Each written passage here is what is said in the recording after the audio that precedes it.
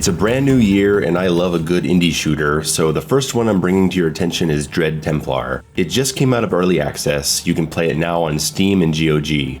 Many of you will know if you want to play this or not just by looking at this opening footage. And wait, what is that? What is that? Do you hear something? It sounds like... Oh, this is a sponsored video. Fulcrum Publishing, the publisher of the excellent Forgive Me Father, reached out to me for this one back in, I want to say October, and back then it was only for early access impressions. There ended up being a delay on the developer side, and so I never actually put together a video on my thoughts. Here we are a few months later with a full release, and now I get to approach this one a little differently. Usually with this kind of deal, you play the game once and then talk about it, but in this case I played it in October and then I replayed the whole thing again this month, and that really helped me understand Dread Templar better. This isn't a new title, it's been known about for a while. I remember Jarek the Gaming Dragon doing a video on it like a year and a half ago, so I'm sure some of you already know it. Before we get into this, do I recommend it? Yeah, I do. I wouldn't accept a sponsor deal if I didn't like the game. I wasn't too sure at first, but after a while I started jiving with it more. Do the kids still say jive? I think they do. All the kids on TikTok probably say jive a lot. First, I want to talk about something commonly seen in early access games, and I've talked about this before. We're going to talk about early access indie game level design.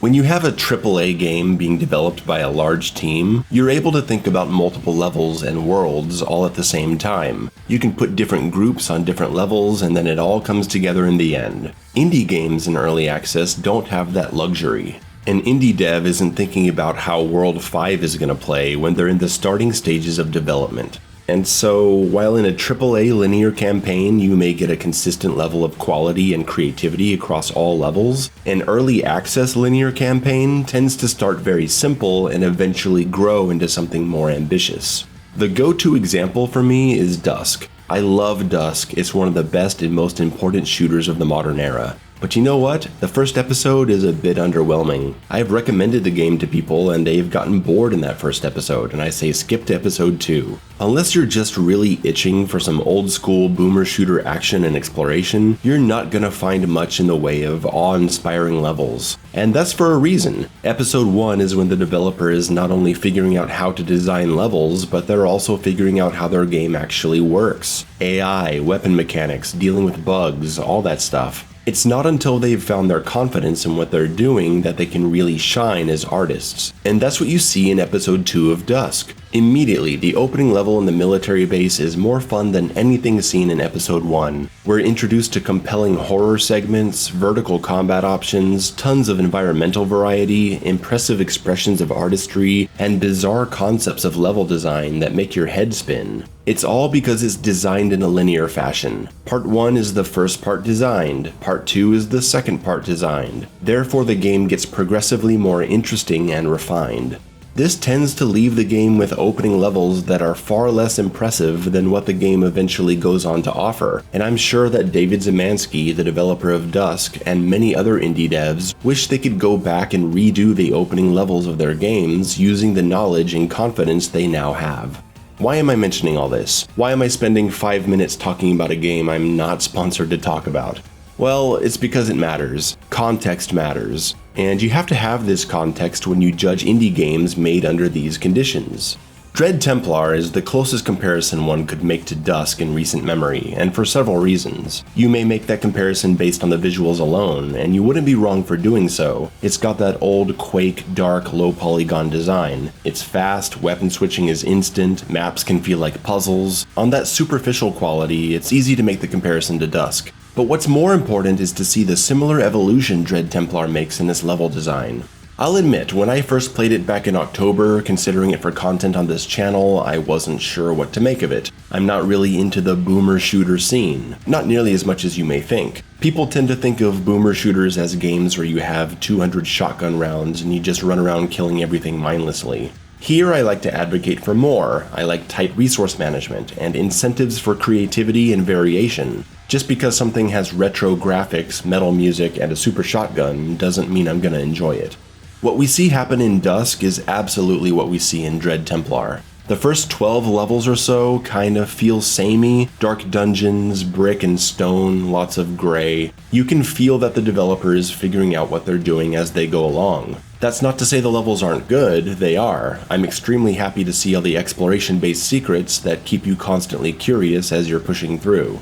Suddenly, in episode 3, everything changes. We find ourselves in a giant magic library with a portal to an ice world, where we have to find an underground map for a ghost pirate captain so he can sail us across the sea to the next level. The game becomes much more vertical, we have more interesting and vicious enemies, and the level variety just keeps coming. The library expands into bizarre otherworldly environments, eventually leading us into deserts with pyramids. By the end of the game, you're crawling through flesh, entering disgusting rooms while fighting off very challenging bad guys. It kept my interest, and I gotta say that's a difficult task for many games. So I ask you not to judge the game entirely based on its opening episodes. Am I asking too much by asking for a couple of hours of your time before you reach the really good stuff? That's up to you. But I think it offers a good amount of enjoyment as you progress, and later levels start getting really fun. Not just because of the level design and the ambitious artistic direction, but the gameplay itself is pretty solid.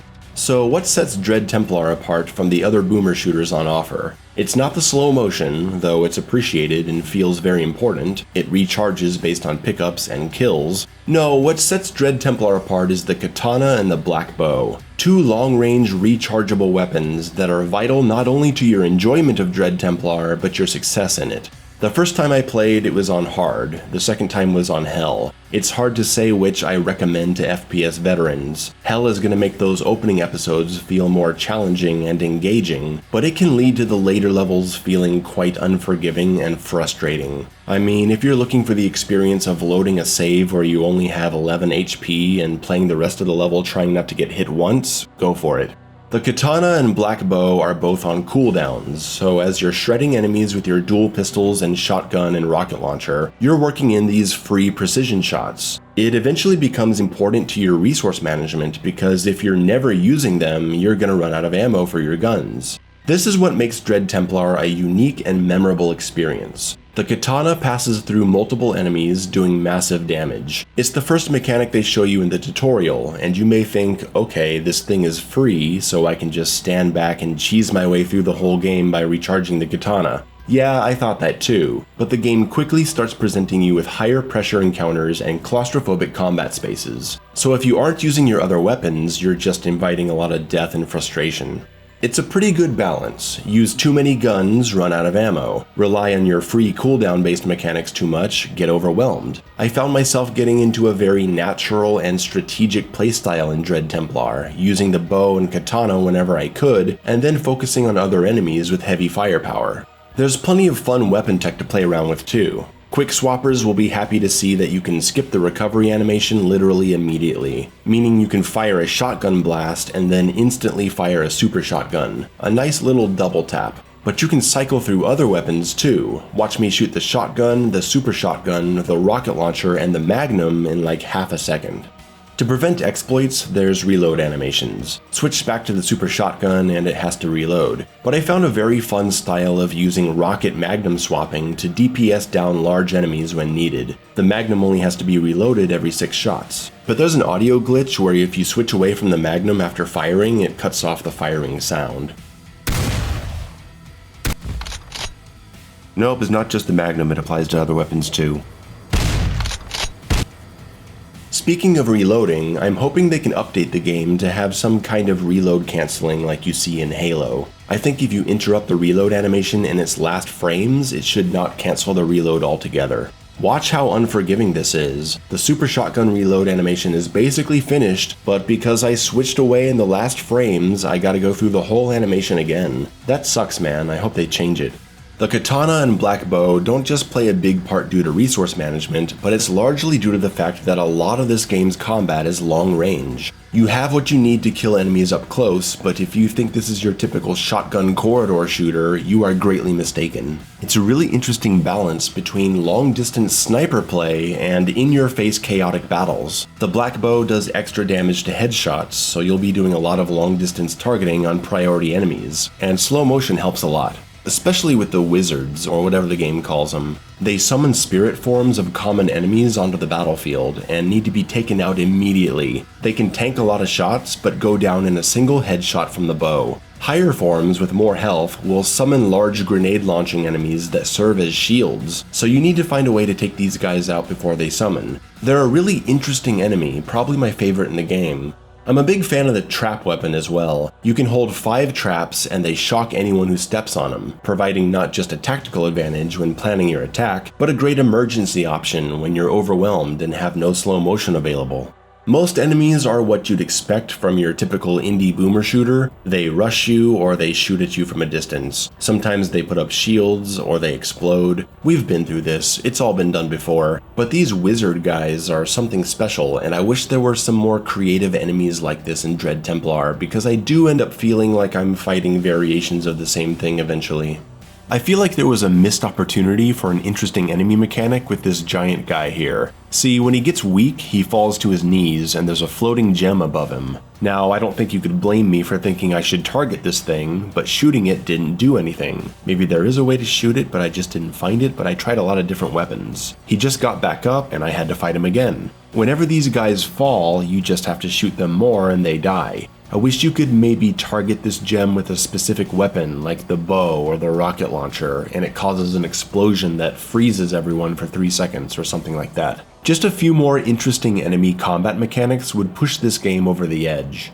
Boss fights are honestly pretty disappointing. I know boss fights are really hard to make, especially if you're working on a game alone. And whenever I play an indie shooter like this and I come to the boss fight, I say, can I beat this guy by just running circles and mashing jump and fire? And that's pretty much the case for the first bosses. Yeah, you gotta shoot some other enemies too, and that's appreciated, but it doesn't make the fight that much better. Later episodes have bosses that are a bit more involved, dodging more attacks and whatnot, but without any puzzle-like elements to these fights, it all boils down to hopping around and shooting at the big bullet sponge. Definitely not the game's strong suit, but even if the boss fights don't have that much to offer beyond this, it's not a deal breaker, since boss fights are only 1% of the experience anyway, but it feels wrong to leave it out of the video. There's an upgrade system in Dread Templar, and the customization it provides creates some pretty decent replayability. As you play, you'll find these blood drops that are basically your currency for purchasing upgrade slots. Once a slot is purchased, you can insert an upgrade. So on the shotgun, you could place an upgrade for increased damage, or faster fire rate, or higher maximum ammo. These upgrades are found through exploration, so you'll definitely want to be looking around. Each weapon category has a final upgrade slot where high-level upgrades can be placed, like turning the pump-action shotgun into a freeze round launcher that puts enemies into a slowed state, or turning the pistols into the Inferno pistols, which fire literally 100 bullets in a second. Oh, and I love this upgrade for the rocket launcher that adds a homing ability to the triple shot version.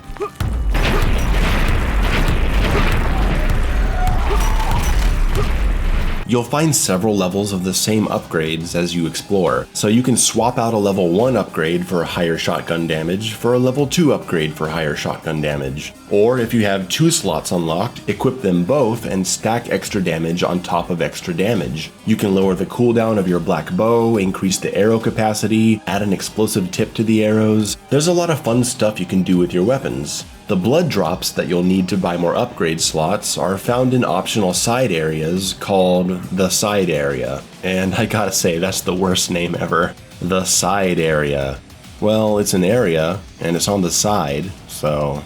In the early access version, I assumed it was just a placeholder name, and they would eventually create some mythology and give it a cool name like You're Entering Mephisto's Trial of Souls, not the side area. I mean, they put in some story scenes between episodes featuring some really awesome art trying to flesh out the mythology of this world, so why would they leave it like this?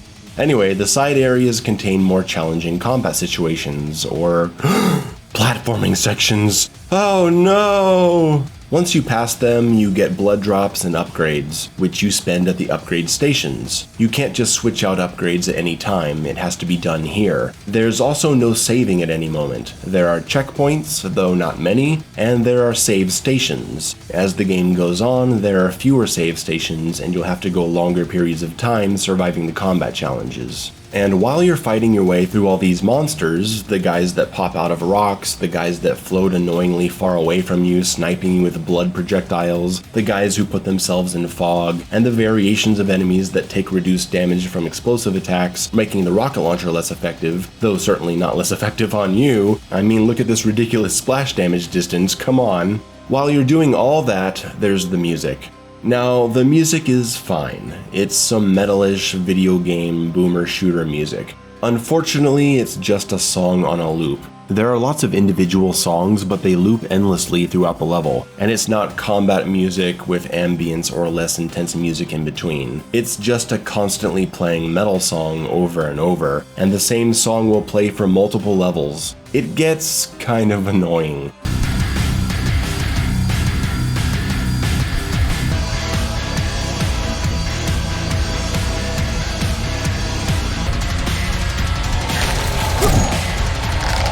Eventually, I turned it off and made my own soundtrack.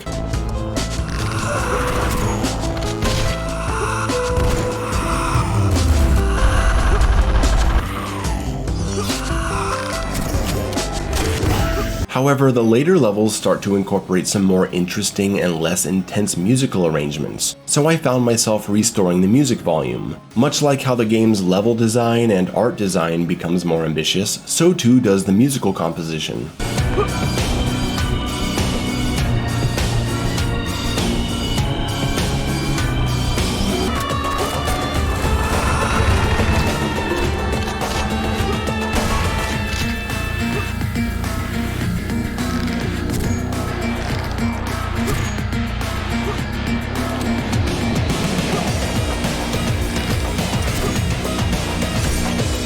And what else do I have in my notes? There's no fall damage, that's awesome. When you hit switches, they show you what you're activating in little cutscenes, and you can actually skip them. That's nice. Some of the side areas are incredibly frustrating, and I skipped them, like when you're in a red area shooting red enemies so far away you can't see them, and they're shooting red projectiles at you, and I had 27 HP, no thank you. You're going to want to double check your key bindings between levels, because I think if you don't save your game after making a binding change, when you go to the next level it'll forget it and you have to redo it. Hopefully that can be fixed. The level select mode doesn't have a retry option, so you have to exit to the menu if you want to try again. That should be fixed. There's all kinds of little things I could get into, but overall Dread Templar is launching in a pretty nice state for a small game like this. It has an interesting horde mode that I almost didn't even mention. I was like, oh, horde mode, yeah, okay, fighting waves of enemies. But once I tried it, I got to see that it's a lot better than I expected. You're protecting a crystal in the center of the arena that the enemies are attacking. You start with only the pistols, shotgun, and the katana. As you play, you earn credits to unlock more weapons, buy more ammo, restore crystal health or your own health, raise your damage, etc. And you can buy everything between waves or during the fight, which is super interesting to me, that you can be fighting and then run over and buy more ammo. Maybe something like this has already been done before, but I haven't seen it. I welcome all the comments of, oh my god Mayo, I can't believe you never played Monkey World Hunter Splash Guardians or whatever. So that's it, that's Dread Templar. I recommend checking it out. I think if you stick with it, it offers a satisfying experience for the most part. And this is a dev I could see going on to create some really compelling stuff in the future. Thanks again to Fulcrum Publishing for sponsoring this video, it was nice to be able to shine a light on this title. Just one thing though, no jump pads? I feel like there should be jump pads, at least in one level. Just saying.